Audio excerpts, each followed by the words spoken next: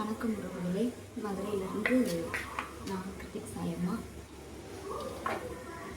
இப்போ நம்ம என்ன பண்ண போகிறோம் அப்படின்னு பார்த்தா, வெங்காய சட்னி தான் நம்ம வைக்க போகிறோம். அந்த வெங்காய சட்னி வைக்கிறதுக்கு வந்துட்டு தேவையான பொருட்கள் என்னென்னு பார்த்துடலாங்களா? வெங்காய சட்னி வைக்கிறதுக்கு நான் எங்கள் வீட்டில் உள்ளவங்களுக்கு தேவையான அந்தளவு மட்டும் எடுத்துருக்குறேன். இது வந்து என்னென்ன போடணும் அப்படின்னா, பூண்டு வந்து 5 பல் நறுக்கி வச்சுருக்கிறேன். 5 பல் பூண்டு எடுத்து வச்சு நறுக்கி வச்சுருக்கேன்.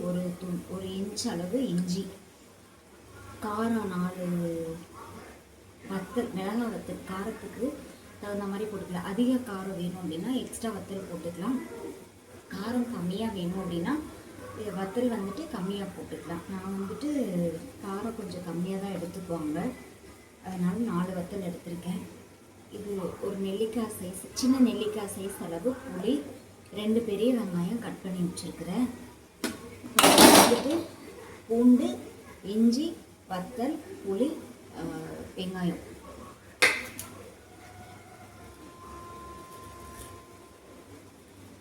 அடுத்து வந்து 2 ஸ்பூன் உளுந்தம்பருப்பு, 1 ஸ்பூன் கடலைப்பருப்பு வறுத்து அரைக்கிறதுக்கு தான் எல்லாமே எடுத்து வச்சுருக்கிறோம். அது கூட ஒரு 2 கொத்து கருவேப்பிலை, 1 ஸ்பூன் கடலைப்பருப்பு, 2 ஸ்பூன் உளுந்தம்பருப்பு, ஒரு 2 கொத்து கருவேப்பிலை.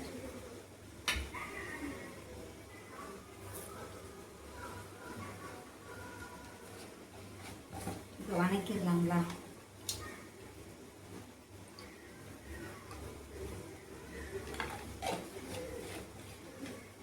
நல்லா 2 ஸ்பூன் மேலேயே தான் எண்ணெய் விட்டுருக்குறேன். எண்ணெய் கொஞ்சம் தாராளமாக விட்டு வணக்குனா கொஞ்சம் சட்னி கெட்டு போகாமல் நல்லாயிருக்கும். எல்லாமே நல்லா வணக்கி எடுத்துட்டோம்னா சட்னி கெட்டு போகாமல் இருக்கும். எண்ணெய் காஞ்சிருச்சு. இப்போ இந்த இதில் வந்துட்டு நம்ம உளுந்தம்பருப்பு போட்டுருவோம்.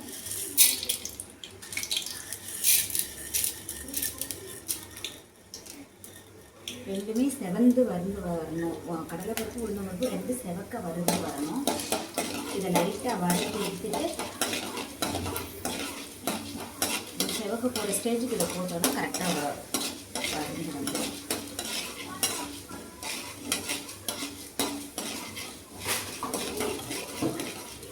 இந்த ஸ்டேஜில் அப்படியே உளுந்தம்பருப்பையும் போட்டுருவோம், கடலைப்பருப்பையும் போட்டுருவோம். சிம்மில் வச்சுட்டு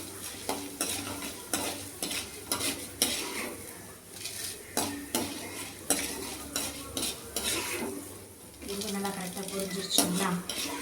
கடலைப்பருப்பு உளுந்தம்பருப்பு 2மே நல்லா செவந்து வந்துருச்சு. இப்போ இந்த இதில் வந்துட்டு நம்ம வெங்காயம் போட்டுக்கலாம்.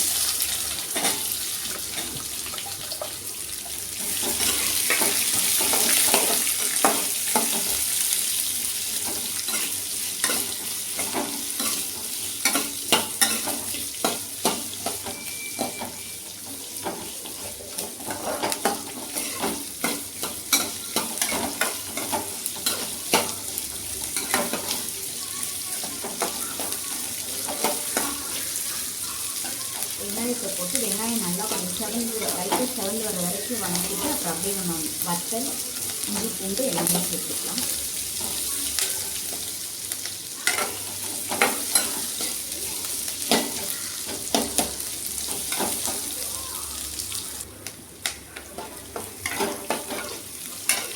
வெங்காயம் நல்லா பாதி அளவுக்கு நல்லா வணங்கிடுச்சு. இந்த இதில் வந்துட்டு நம்ம பூண்டு, இஞ்சி 2த்தையும் சேர்த்துக்குவோம்.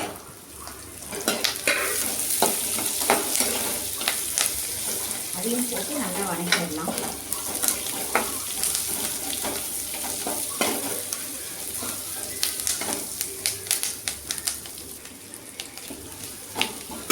இப்போ இந்த இஞ்சியும் பூண்டும் நல்லா வணங்கிடுச்சு. அந்த வெங்காயத்தோடு சேர்ந்து அந்த இஞ்சி வணங்கினோடனே அந்த இஞ்சி வாசம் வருது பார்த்துக்கோங்க. அந்த டைமில் அந்த வத்தல் சேர்த்துக்கலாம். வத்தல் 4 வத்தல் எடுத்துக்கோங்க பார்த்தீங்கன்னா, அந்த வத்தல் சேர்த்துக்கலாம்.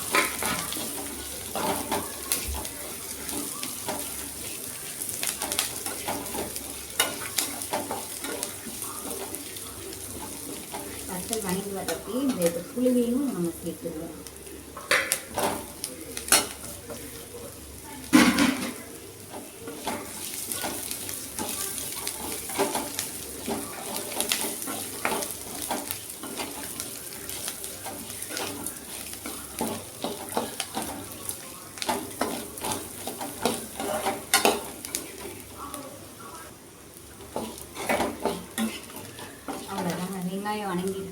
இஞ்சி பூண்டும் நல்லா வணங்கிடுச்சு. அதோட இப்போ போட்ட புளியும் மிளகாவத்தூளும் நல்லா வணங்கிடுச்சு. அவ்வளோதான். இதில் வந்துட்டு ஒரு கொத்து கருவேப்பிலை மட்டும் நம்ம போட்டுக்குவோம். ஒரு கொத்து கருவேப்பிலை உரிய வச்சுருக்கேன், அது மட்டும் போட்டுக்குவோம்.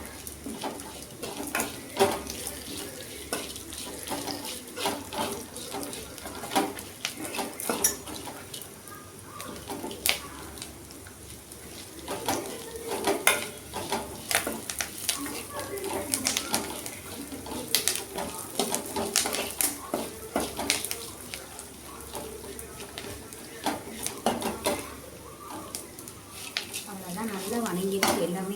இதை ஆற வச்சு நம்ம அரைச்சி எடுத்துகிட்டு வந்து அப்புறம் ஒரு தாளிப்பு மட்டும் போட்டுருவோம். வெங்காய சட்னி ரெடி.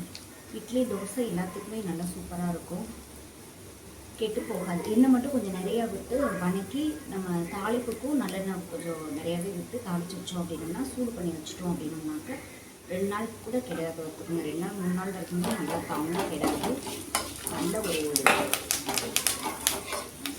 காரசாரமான சட்னி. காரம் வந்து கொஞ்சம் தூக்கலாக போட்டால் நல்லாயிருக்கும். இந்த சட்னிக்கு வந்து காரம் கொஞ்சம் தூக்கலாக இருந்தால் நல்லாயிருக்கும். ஆனால் இங்கே வந்து யாரும் காரம் சரியாக சாப்பிட மாட்டாங்கன்றதுனால நான் அளவான காரத்துக்கு தான் மிளகா போட்டிருக்கேன்.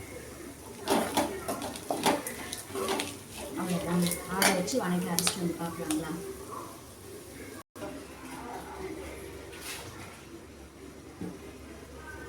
இப்போ வணக்கினது எல்லாம் நல்லா ஆற வச்சு அரைச்சி எடுத்துகிட்டு வந்தாச்சு. அதுக்கு ஒரு தாளிப்பு மட்டும் போட்டுருவோம். அந்த வணக்கின பாத்திரத்துலேயே 2 ஸ்பூன் எண்ணெய் விட்டு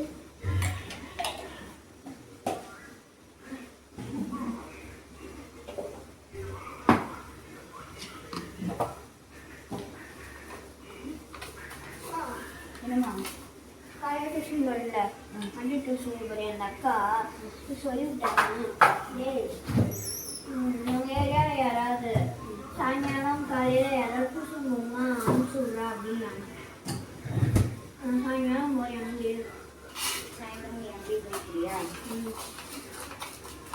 2 ஸ்பூன் எண்ணெய் ஊற்றிருக்கோம். இப்போ இதில் வந்துட்டு கடுகு வந்து 1 ஸ்பூன் போட்டுக்குவோம். தாளிக்கிறதுக்கு ஒரு வத்தல் கிள்ளி வச்சுருக்கேன், கருவேப்பிலை. அவ்வளோதான்.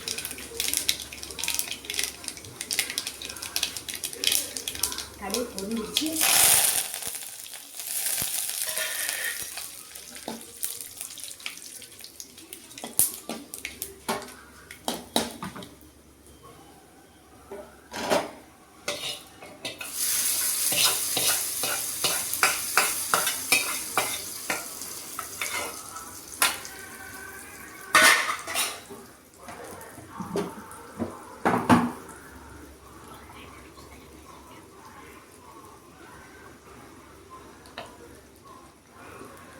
அவ்வளோதான். ஒரு சட்னி ரெடி, வெங்காய சட்னி. இப்போ நான் சொன்ன மாதிரி அந்த அளவில் நீங்கள் எடுத்து செஞ்சு பாருங்கள், உண்மைக்குமே சூப்பராக இருக்கும். தோசைக்கு இட்லிக்கு ரொம்ப சூப்பராக இருக்கும், பார்த்துக்கோங்க. நல்லா இருக்கும். இது ஒரு டைம் நீங்கள் வந்து செஞ்சு பாருங்கள், உண்மைக்குமே உங்களுக்கு ரொம்ப பிடிக்கும். இதை செஞ்சு பார்த்துட்டு பிடிச்சிருந்துச்சின்னா கமெண்டில் உங்களோட கருத்துக்களை தெரிவிங்க. பிடிச்சிருந்துச்சின்னா லைக் பண்ணுங்கள், ஷேர் பண்ணுங்கள், கமெண்ட் பண்ணுங்கள், சேனலை சப்ஸ்கிரைப் பண்ணி வச்சுக்கோங்க. ஓகே உறவுகளே, அடுத்து ஒரு ரெசிபியில் பார்க்கலாம். அடுத்த ஒரு வீடியோவில் சந்திக்கிறேன். ஓகே, பாய் உறவுகளே.